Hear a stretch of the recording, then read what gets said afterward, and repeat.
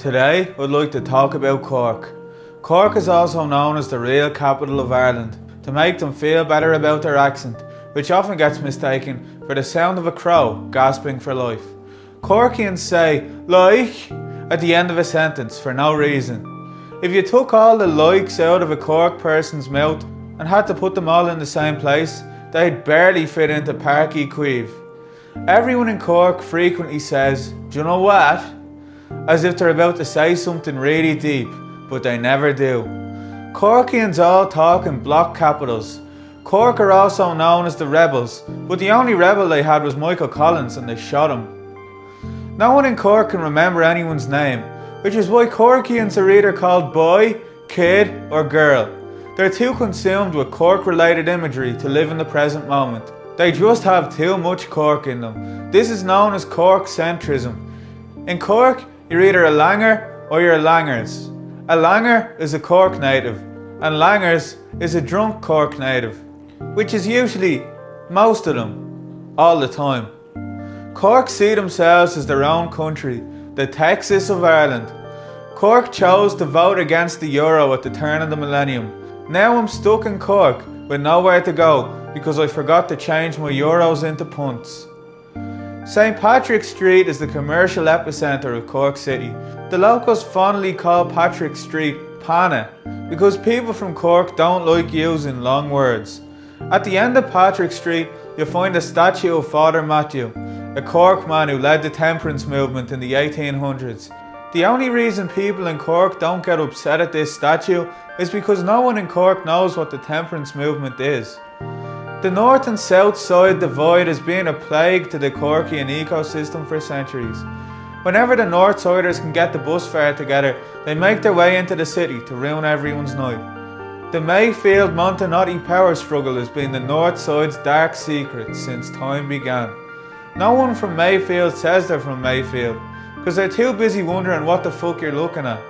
Everyone from Mayfield says they're from Montenotti, but deep down, no one really believes them. And everyone from Montenotti, due to a pang of social class guilt, likes to downplay their privilege and claim to be from Mayfield.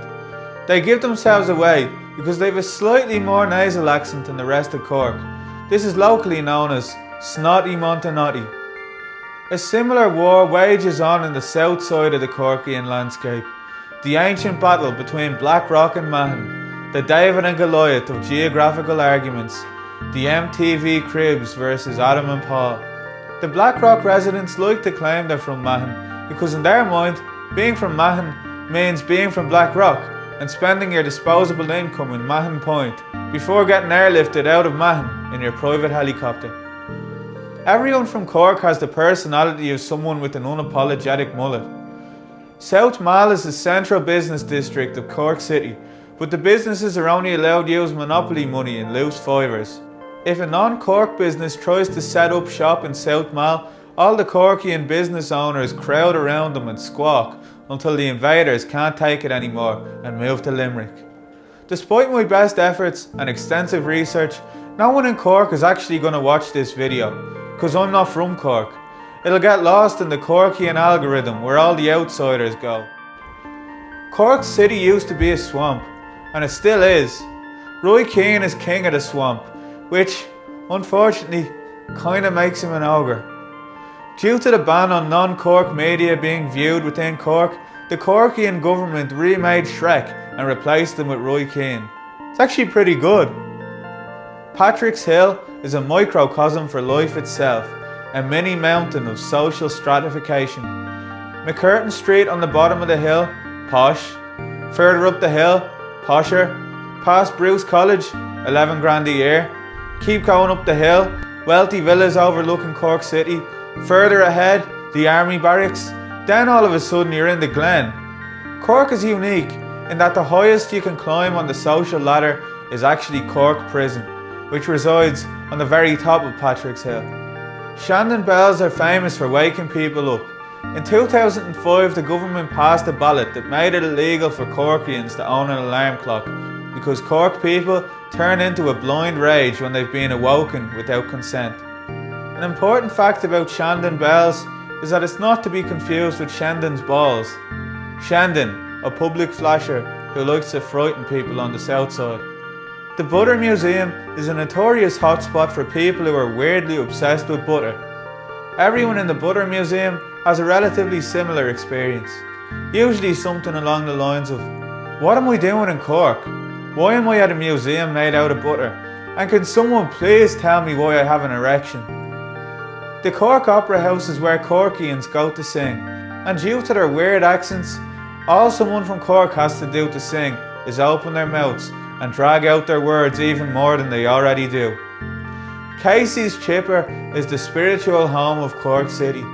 This chipper is the only chipper in Ireland owned by Mormons. Many have tried to convert to Mormonism after eating a king Crayola from this magical palace, but the owners refused the advances of the locals, because then they'd have to share the recipe for their garlic cheese chips and kill them. The main attraction of Plunkett Street is the Echo Man, who sells the Evening Echo newspaper and screams, "Echo! Echo! Echo!" The Echo Man is a simulation and can only be heard by Cork people, as they needed a distraction from focusing all their energy on hating people from Dublin. The Cork natives adopted Kennedy Quay as their favourite drinking spot during the lockdown, which is where they'll continue to drink Beamish after the pandemic, because Corkians don't like parting ways with their money. Cove is a popular destination just outside Cork City, famous for having nothing in it. Cove's saving grace is the Fota Wildlife Park. Tourists like to visit this animal sanctuary because it's where the government of Cork famously imprisoned Sonia O'Sullivan for single-handedly sinking the Titanic. Everyone from Cork thinks West Cork is another universe because people from West Cork have fake British accents due to them having to mould their personality to make them appropriate for tourist consumption. People in Cork go on their holidays to West Cork and act like they're in Spain. When you close your eyes, Kinsale does look a bit like Marbella. No one from West Cork has ever successfully travelled all the way to Cork City, because once they enter Cork itself, they'd never find their way home. It's far too confusing. There's just too many bridges. Everyone in Cork misses Sir Henry's. This is where the rave scene started in the 90s. It's believed Sir Henry's changed the Cork natives who went there forever. Changed them into people who still love taking yokes in their late 40s. It's believed the blue ghost of Sir Henry still haunts Washington Street every weekend, convincing innocent UCC students to get out of their head the night before their final exam. 95% of the students in UCC are studying an arts degree, which is basically secondary school with non-uniform day all year round. Namaste.